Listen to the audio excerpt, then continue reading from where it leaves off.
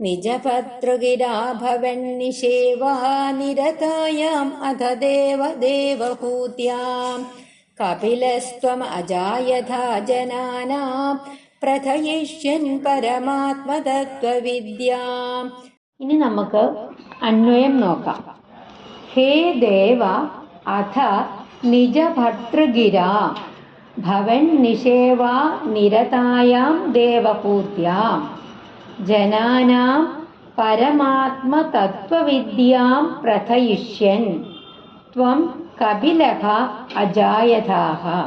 ഹേ ദേവ, ഭഗവാനെ, അല്ലയോ ഭഗവാനെ, അഥ നിജഭർതൃഗിര, പിന്നീട് ഭർത്താവിൻ്റെ ഉപദേശമനുസരിച്ച് ഭവൻ നിഷേവാ നിരതായാം ദേവഹൂത്യാം, നിന്തിരുവടിയുടെ ഭജനത്തില് മുഴുകിക്കഴിയുന്ന ദേവഹൂതിയിൽ ജനാനാം പരമാത്മ തത്വവിദ്യാം പ്രഥയിഷ്യൻ, ജനങ്ങളുടെ ഇടയിൽ ലോകത്തിൽ ഉത്തമമായ ആത്മവിദ്യ പ്രകാശിപ്പിക്കുന്നതിനായി ത്വം കപിലഃ അജായതാഃ, അവിടുന്ന് കപിലമുനിയായിട്ട് അവതരിച്ചു.